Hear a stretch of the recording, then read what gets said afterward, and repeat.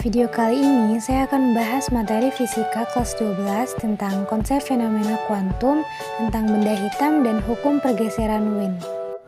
Konsep dan fenomena kuantum. Fisika kuantum membahas tentang gelombang elektromagnetik yang sudah kita pelajari pada bab 6. Tetapi yang kita bahas pada kali ini penekanannya pada energi yang dibawa oleh gelombang tadi. Jika teman-teman masih bingung, apa sih yang dimaksud dengan gelombang elektromagnetik?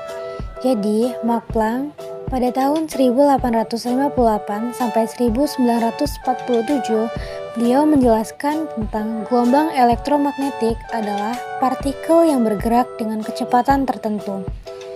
Kemudian membawa energi, itulah awal mula teori kuantum. Seperti yang sudah saya jelaskan, paket-paket atau partikel ini bergerak membawa energi. Inilah yang dikenal dengan kuantum atau foton. Itulah yang mendasari tentang fisika kuantum. Karena memang bertanya pada gelombang elektromagnetik, itu pada frekuensi tertentu memiliki energi. Selanjutnya saya akan menjelaskan tentang benda hitam dan pergeseran Wien. Jadi, teman-teman harus tahu benda hitam adalah benda yang mampu menyerap energi kalor yang datang.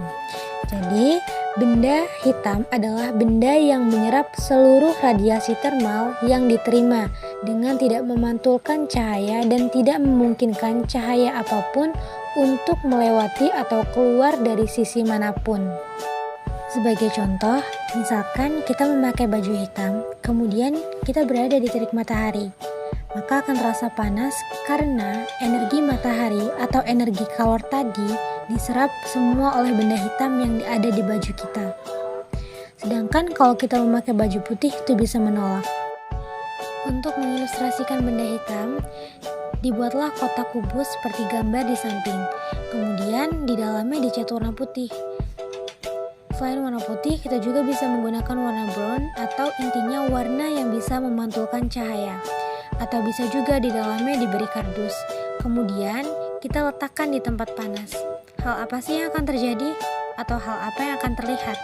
Jadi pada saat kita meletakkannya di tempat panas, hal yang akan terlihat adalah pada bagian lubang ini akan kelihatan hitam. Mengapa sih demikian? Hal ini disebabkan karena kalor energinya masuk. Misalkan energi panas matahari yang masuk, dia akan masuk kemudian terpantul, terus terpantul dan tidak bisa keluar dan menguap di dalam. Coba teman-teman perhatikan pada gambar yang sudah saya buat. Jadi pada panah itu menandakan energi kalornya masuk, kemudian terpantul ke dalam, terus terpantul dan tidak bisa keluar, dan pada akhirnya menguap di dalam. Nah, jadi dapat kita simpulkan bahwa setiap energi kalor yang masuk diserap dan tidak keluar. Semua energi yang masuk diserap oleh kotak ini. Buktinya, jika kita bawa ke tempat yang dingin, maka nanti dari lubang tersebut akan mengeluarkan asap. Nah, jadi benda hitam adalah benda yang paling bagus untuk menyerap kalor sekaligus paling bagus melepas kalor di sekitarnya. Kemudian, kita dapat menghitung berapa kalor yang dilepas dan diserap tadi. Kita bisa menghitung berdasarkan dari percobaan Stefan Boltzmann. Nah, beliau mendapatkan rumus P sama dengan Q per T atau E dikali sigma dikali A dikali, maaf ya teman-teman, itu T pangkat 4. Di mana P adalah laju energi kalor radiasi dengan satuan watt, Q adalah kalor yang diserap, T adalah waktu, setiap satuan waktu, E adalah emisivitas benda. Untuk benda hitam sempurna, emisivitasnya sama dengan 1. A adalah luas penampang dengan satuan meter kuadrat. T adalah suhu benda dengan satuan Kelvin. Sigma adalah konstanta Boltzmann dengan ketentuan 5,67 dikali 10 pangkat min 8. Sedangkan untuk menghitung seberapa besar intensitas radiasinya, kita dapat menggunakan rumus I sama dengan P per A atau E dikali sigma dikali T pangkat 4. Yang kedua adalah pergeseran Wien. Pergeseran Wien membahas tentang energi kalor yang dilepas, namun dikaitkan dengan panjang gelombang. Jadi, Wien mempelajari hubungan antara suhu dengan panjang gelombang. di mana lambda maksimum sama dengan panjang gelombang untuk intensitas maksimum. T adalah suhu dengan satuan Kelvin, C adalah tetapan pergeseran Wien dengan tetapan yaitu 2,9 dikali 10 pangkat min 3. Untuk lebih jelas lagi, kita lanjut ke contoh soal. Soal pertama, sebuah lubang kecil pada dinding tanur atau tempat pembakaran menyerupai benda hitam.